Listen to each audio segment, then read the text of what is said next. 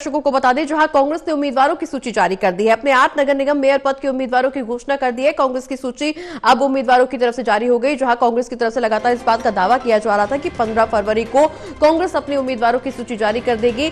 इसी के तहत अपने 8 नगर निगम मेयर पद के उम्मीदवारों की घोषणा अपनी सूची में कांग्रेस की तरफ से कर दी गई है। 3 नगर परिषद के उम्मीदवारों के नामों की सूची जारी हुई है। रोहतक से सूरजमल को मेयर पद का प्रत्याशी बनाया गया है।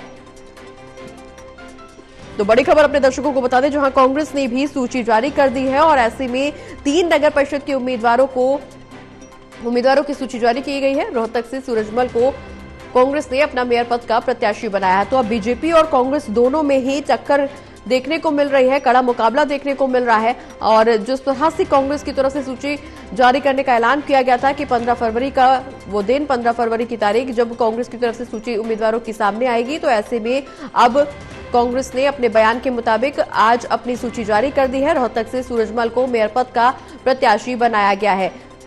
तो बड़ी खबर आपको बता दें, जहां कांग्रेस ने भी अपने उम्मीदवारों की घोषणा कर दी है और रोहतक से सूरजमल को अपना मेयर पद का प्रत्याशी बनाया गया है। ज्यादा चर्चा करने के लिए हमारे साथ हिसार से हमारे associate editor doctor Mahesh Kumar live जुड़े हुए। महेश जी, कांग्रेस की तरफ से इस बात का दावा किया गया था कि 15 तारीख को अपनी सूची जारी कर दी जाएगी, उम्मीदवारों की घोषणा कर दी जाएगी और वादे के मुताबिक कांग्रेस ने अपनी सूची सामने कर दी है। रोहतक से सूरजमल को अपने मेयर पद का प्रत्याशी चुना गया है। देखिए, साफ तौर से और इस वादे को पूरा करना मजबूरी भी कांग्रेस पार्टी के सामने खड़ी थी क्योंकि 17 तारीख आखिरी तारीख है जब नामांकन दाखिल किया जाना है। तो ऐसे में किसी तरह की तकनीकी परेशानियों में उनके उम्मीदवार ना उलझ जाएं, इसी से बचाए रखने के लिए आखिरी वक्त था कि जब यहां कांग्रेस पार्टी को अपने उम्मीदवारों का ऐलान करना था। और जिक्र मैं करूं यहां कांग्रेस पार्टी की लिस्ट का, तो सबसे अहम लिस्ट जो है वो अब हमारे सामने आ चुकी है। गुरुग्राम से सीमा पाहुजा को मेयर पद के उम्मीदवार के लिए कांग्रेस पार्टी ने उतारने का काम किया है। मानेसर सीट का जिक्र करें तो यहां पर नीरज यादव को कांग्रेस पार्टी ने अपना टिकट दिया है। हिसार सीट का जिक्र करें तो कृष्ण सिंगला को चुनाव मैदान में कांग्रेस पार्टी ने उतारने का काम किया है। करनाल का जिक्र करें तो यहां पर मनोज वधवा को कांग्रेस पार्टी ने अपना टिकट दिया है। रोहतक का जिक्र करें तो सूरजमल चुनावी मैदान में उतारे गए हैं। जिक्र यमुनानगर नगर निगम का करें तो यहां पर मेयर पद को लेकर कांग्रेस पार्टी ने श्रीमती किराना तो यहां पर मेयर पद को लेकर श्रीमती अमीषा चावला को चुनाव मैदान में उतारने का काम किया गया। सोनीपत बाई इलेक्शन को लेकर कांग्रेस पार्टी ने यहां कमल दीवान को चुनाव मैदान में उतारने का काम किया है। कांग्रेस पार्टी की लिस्ट में अगर एक चीज कॉमन देखने की कोशिश की जाए तो सबसे बड़ा दाव यहां पर पंजाबियों पर खेलने का काम जो है दोनों ही राजनीतिक दलों की तरफ से किया जा रहा है। काफी ज्यादा यहां पर कांग्रेस पार्टी का भी मैं जिक्र करूं, यहां पर तो काफी सारे हैं। भारतीय जनता पार्टी में भी यहां पंजाबियों को चुनाव मैदान में उतारने का काम किया गया है। अभी जिक्र चल रहा था कि पानीपत सीट पर सैनी जो है मेयर पद के लिए उम्मीदवार महिला चुनी गई है। तो आखिर उसकी वजह क्या है? दरअसल यहां सैनी वोटर्स को जरूर यहां पर प्रतिनिधित्व दिए जाने की जरूरत सामने खड़ी थी और खुद नायब सैनी इस बात को समझ रहे थे। वजह क्या थी? नायब सैनिक को मुख्यमंत्री प्रोजेक्ट किए जाने के साथ ही हरियाणा प्रदेश के जो ओबीसी वर्ग के अंतर्गत आता है सैनी जाति के लोग, और यहां पर 95% जो सैनी वोटर्स थे, चाहे वो किसी भी क्षेत्र से संबंध रखते हो, लेकिन उन्होंने भारतीय जनता पार्टी को इस वजह से वोट दिया था क्योंकि नायब सैनिक को मुख्यमंत्री प्रोजेक्ट किया गया था। तो ऐसे में यहां सैनी वोटर्स को ऐसे किसी भी अवसर से महरूम नहीं रखा जा सकता था, उन्हें अलग नहीं रखा जा सकता था। तो इसी वजह से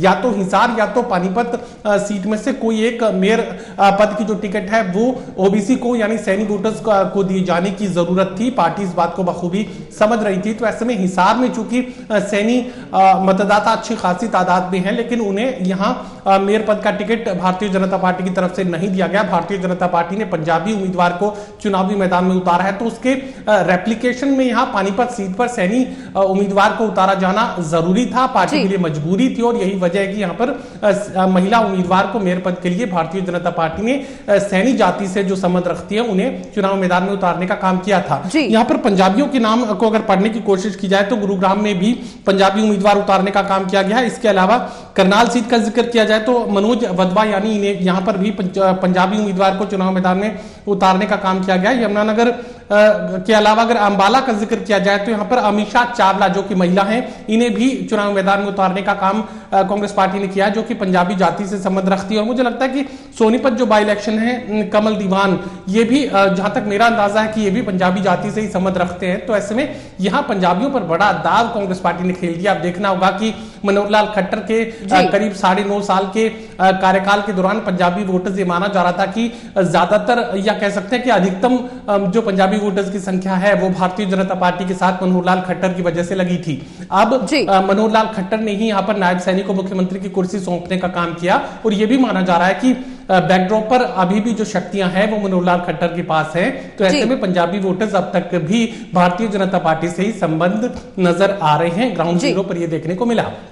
चलिए, चूंकि कांग्रेस पार्टी ने बहुत बड़ी तादाद में पंजाबी उम्मीदवार उतारने का काम किया है, तो देखना होगा कि क्या कांग्रेस की तरफ जो पंजाबी वोटर है वो झुकने का, मुड़ने का काम करेगा, क्योंकि यहाँ पर भारतीय जनता पार्टी भी बड़ी तादाद में पंजाबियों पर दाव खेल चुकी है। तो अगर दोनों ही पार्टियों की लिस्ट का जिक्र किया जाए तो सबसे बड़ा जो फायदा देखने को मिल रहा है वो पंजाबी नेताओं को देखने को मिल रहा है। बिल्कुल, निश्चित रूप से महेश भी जिस तरह से समीकरण बैठ रहे हैं, हालांकि जीत के दावे दोनों ही दल, सभी दल करते हुए नजर आ रहे हैं, लेकिन जनता किसके पक्ष में जाएगी, किसके दावे हकीकत में बदलेंगे, ये देखना बेहद दिलचस्प है। क्योंकि अब जिस तरह से उम्मीदवार चुनावी मैदान में है, निश्चित रूप से हर किसी उम्मीदवार पर अपना अपना दाव लगाया गया है, लेकिन कौन से उम्मीदवार इस दौरान चुनावी बाजी को फतेह करेगा, ये देखना बेहद दिलचस्प। बहुत बहुत शुक्रिया महेश जी, ये तमाम जानकारी मैं दर्शकों तक पहुंचाने के लिए।